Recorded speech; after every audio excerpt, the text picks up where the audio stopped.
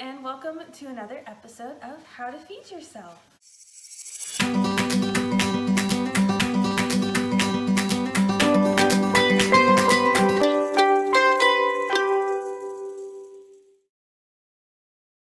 So I hoped you liked the last episode and had fun watching it. I know I had a lot of fun making it. So for this episode, we're doing another pretty kid-friendly recipe, but I don't have the kids helping me because they're not here this weekend, and it uses the stove and they're a little young for that. But you older kids, this is a great recipe. It is macaroni and cheese, everyone's favorite. Maybe not the healthiest, but I mean, if you have it as a side with like a salad and some grilled chicken, it's perfectly part of a balanced diet. So I've got the water boiling right now, so what I'm going to do is add my noodles. I'm doing a big double batch because I've got family visiting and I'm going to send some home with them. So, but the ratios are pretty good, and I'll do the smaller recipe, the smaller batch in the actual written recipe. But this is 4 cups of noodles that I'm going to get going.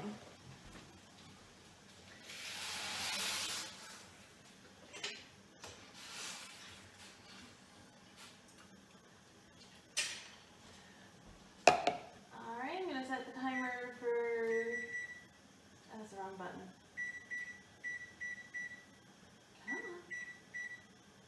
Alright, so I've got the timer set for 10 minutes for the noodles, and we're going to start on the sauce, and it'll kind of finish about the same time so that it just comes together. So the ratio for making the sauce is you're going to start with butter. This is 4 tablespoons. Normally I use half the amount, normally I use 2. So you want equal parts butter and flour, which I've got sitting over to the side and we're going to add. And then the noodles, you want the same amount of noodles as you do milk. It's the ratios that kind of help everything come together. I mean, the milk to noodle ratio you can kind of play with depending on how saucy you like it, but we're going to start with this. But actually first we're going to talk cheese, because cheese is the important part of this, let's all be real. So I've got my little cutting board, so woo! I'm going to get this where it won't fall. So my family does a mixture of usually shredded and then block cheese, just to kind of mix up the melting ratio so that, I mean, some of it will melt at different times when some's shredded, some's block. And then we use this as sort of a catch-all for whatever cheese we have lying around. So I have some brie that I had with crackers. I've got about half a wheel left. Got the end of a sharp cheddar that we used for cheese and crackers. It's a favorite in this house. Got a little shredded Swiss and Gruyere, and then we always have shredded sharp cheddar. I gotta go, so you have to keep an eye on your noodles and make sure you stir them. I'm probably gonna end up with some that are stuck to the pot because I didn't stir it enough at the very beginning, but we're gonna make it work. So what I'm gonna do is, right now, is I'm gonna take these block cheeses and go ahead and cube them, because once we get started on the sauce, stuff moves pretty quickly. None of it has to be exact because it's all going to melt into the sauce. And I also don't have exact amounts. You can put as much or as little of the cheese as you want. You can do whatever cheeses you want.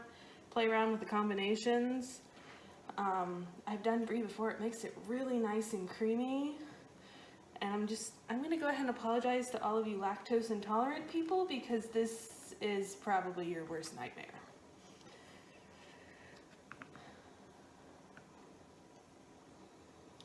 So there's no rhyme or reason to the size of how I'm cutting it up. Cheeses that have a rind like this one, or like some of the harder cheeses like Asiago and stuff that have the rind, you want to put that rind in there. I mean, it's not great to eat on its own, but when it melts in the sauce, it gives it really good flavor. So do not throw that out. You can always, if you have it, save it for macaroni and cheese, or maybe another cheese sauce you want to do. All right. So I'm going to move you over here now.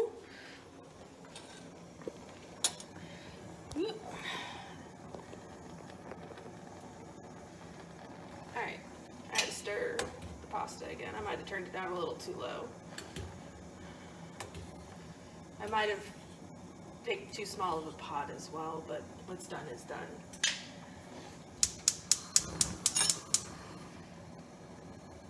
So I've got this on a fairly lowish heat for me, but again, I've got a gas stove, so I have to cook pretty low heat. You'd probably want about a medium heat on like a regular electric stove top, because you don't want to cook it too fast and you don't want to scald your milk or burn your butter. That reminds me, I forgot to get seasoning out. We're just going to put the butter in there and let it melt. Let me see if I can get you a better angle without it falling over into the pot. So yeah, we're just going to let the butter melt. Get some stuff out.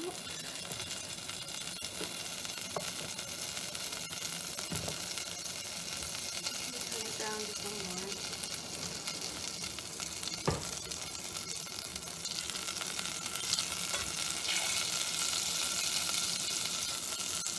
Yeah, especially when you've got this much fat in a pan, be really careful with your temperature because it will splatter out. So you could even probably do this on low because it'll melt really easily, especially right now when the weather is warm. It's gonna melt quick. Stir the noodles again in hopes that I don't have half the pot stuck to the pot.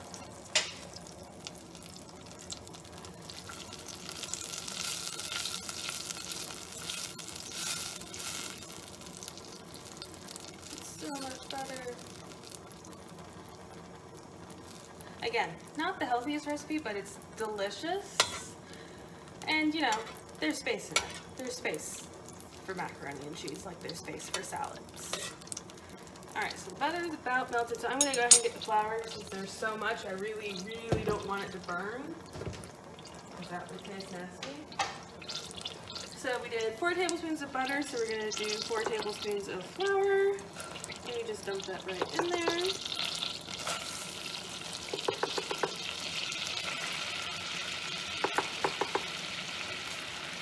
Does not matter what kind of flour. Any flour works. Well, any traditional flour works. Essentially what we're doing is we're making a roux, which is the start of a sauce. The flour will act as a thickener, and it kind of binds to the butter. We're going to do this, and this is also the point at which you want to season your sauce. You can add a little more later, but you're going to want to salt, pepper, and garlic this fairly well. Because we're going to add milk, so it's going to get diluted a good bit, but you want to do this now. And we're going to cook the flour a little to get it a little flavor and a little color. And I forgot to get the milk out, so I'm going to have to make a quick run and hope this doesn't burn. Hang on a sec.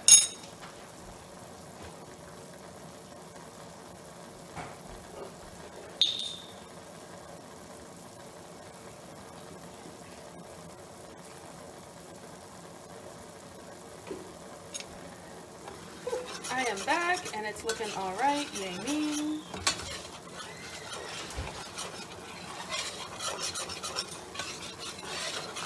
So again, you're kind of wanting to cook it so it's starting, you can't quite see. Let me see if I can get you a better look. So you can kind of see it's kind of getting brown. You want it a little brown, you don't want it black, obviously, again. Hang on a sec, this is about to tip. Sorry. The tripod now wants to put my phone in the food, which is not good.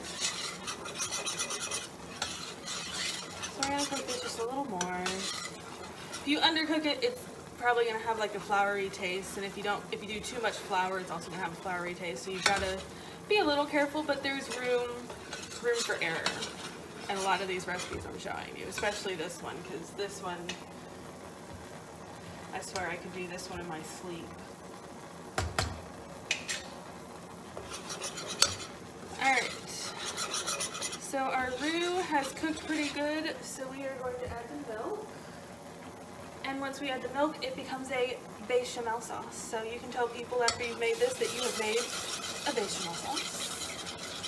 And you're just going to slowly add the milk as you stir so that the roux incorporates well into it. I actually had a little under 4 cups of milk. That's all the milk I've got, unfortunately. It's going to be a bit of a thicker sauce than I'm used to. So I'll use just a little less cheese. I could probably also thin it with maybe like a little chicken broth, but I wouldn't want to use too much because that's going to take the creaminess. I tried to see if I had some half and half left, but it apparently has gotten used. I blame my sister. But we'll make this work. This will be fine.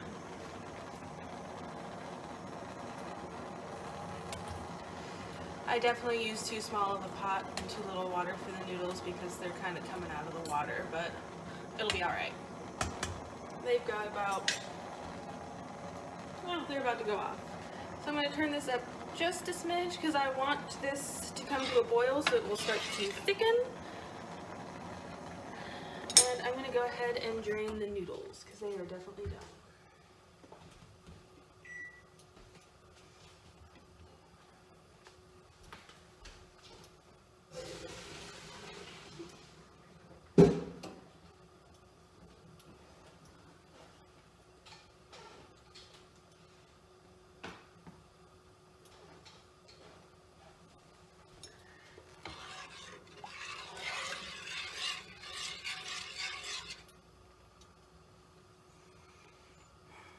And of course the watched pot never boils, but it will have to eventually. You want to stir it fairly often, but not too often. I mean, you don't want your milk to burn. That's also why I turned it up just a smidgen, but not a lot. It's really not that fussy of a recipe. Like, this is a very, very simple recipe, and it makes really good like dinner or side dish. A lot of times I'll put like broccoli and chicken in it, and then it's just a one pot dish. It's really easy. Yeah. And you can modify this sauce for the base of a lot of different recipes. I mean, this is essentially what I do for an Alfredo, because every other Alfredo recipe I go, where's the thickener? There's too much butter. Wouldn't normally say that, but there are some cases where there's too much butter. Let's let that get to a boil without me constantly fiddling with it.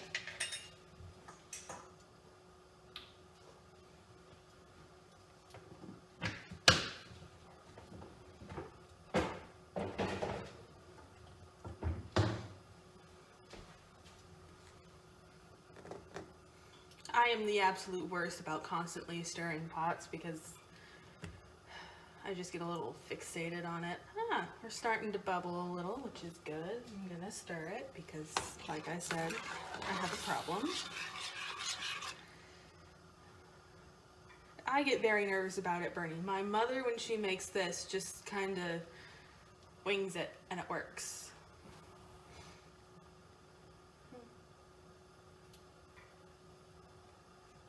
This should be enough sauce. I want to make it work. It's not going to be quite as saucy. I personally like a lot of sauce for my macaroni and cheese. There are other people who prefer less sauce. You can also, once you've combined the sauce and the noodles, bake it. Also delicious. You would just bake it at 350 for, I don't even know how long, until the top bit starts to get brown and look good. And you can put breadcrumbs on it too or something if you're feeling really fancy. I usually can't wait that long. I usually just combine the sauce and the noodles and then it's dinner. To each their own.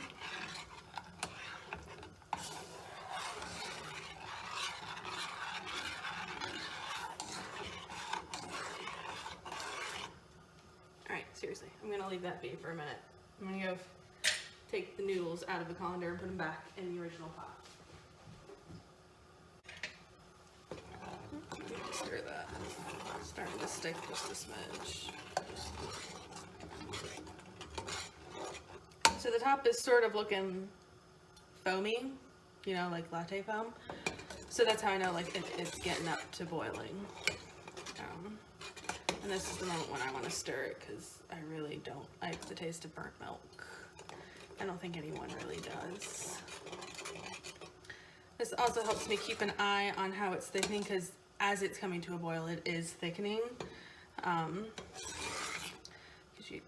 I don't know if you can tell. Let me try turning this light off. Oh, that actually works better. I can't see better, but you can, so we'll do this. So as you can see, it's a little maybe thicker than just regular milk. Ooh, we're coming up a little too hot.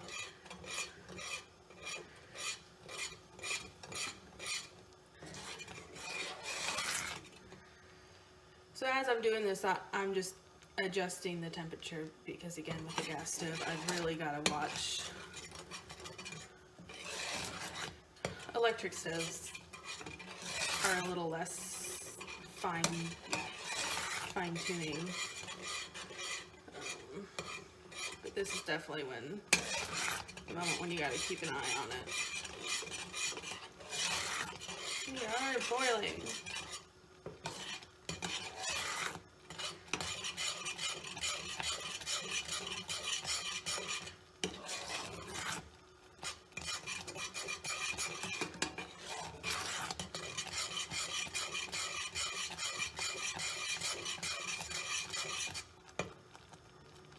Alright, so it's fairly thick, so it comes out nice, steady line, and the bubbles I can kind of hear are popping. It has a certain noise as it thickens, so I don't want it too thick since I didn't have quite enough, as much milk as I wanted, and I need to cover all my noodles, so I'm going to go ahead and add my cheese now because it's going to tighten up. It's going to thicken more when you add the cheese. So you're going to start with the cube cheese.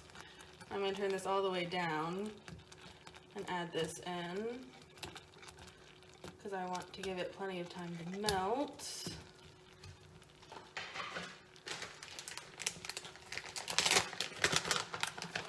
Add the Swiss. Okay.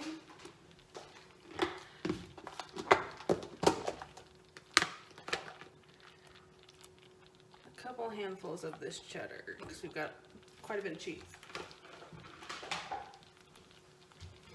Alright, and now I'm just going to stir this until the cheese is pretty much all melted. I want all the shredded melted and most of the cube cheese melted. Some chunks of cheese are okay. It's a little extra surprise of flavor. As you can see, it is definitely thickening up now. When we add it to the noodles, because I used elbow noodles, they'll hold a little bit of the pasta water even after I've drained them. So thankfully that will help with our lack of milk problem. Turn it back up just a smidge because I left some pretty big chunks of cheese. And I do want it to melt fairly well.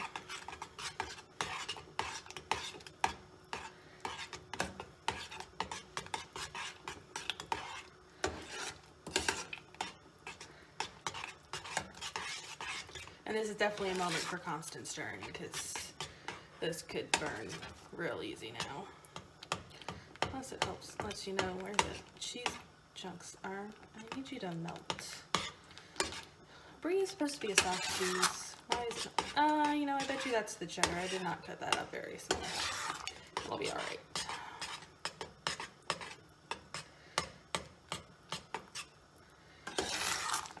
Yeah, I'm gonna turn that back down actually.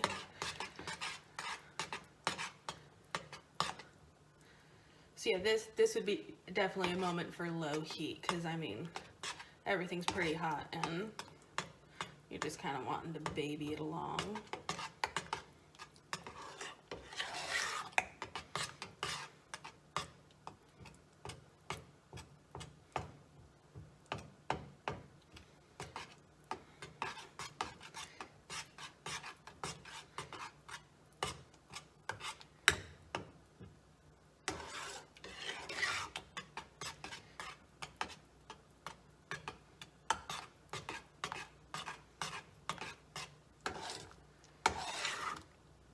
I'm going to go ahead and turn that off because the carryover heat will take care of melting the last little bit for me. I'm going to move you over to our next station.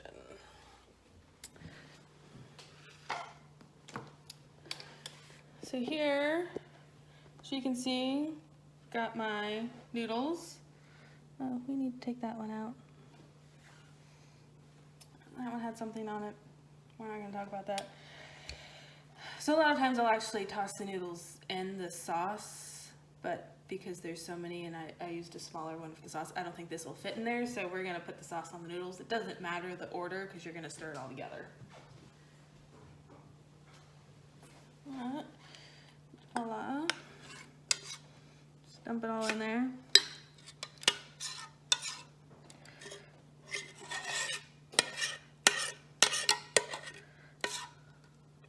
If there are burnt on bits, try to avoid them. Don't be me and scrape burnt bits. And I mean, they're just kind of brown. They're not burnt, so it wouldn't really taste bad. But people kind of give you funny looks when you serve them mac and cheese that has brown bits in it. I'm not saying I know this from experience. And then just stir to combine. I let my noodles sit too long so they started to stick together again. Go figure.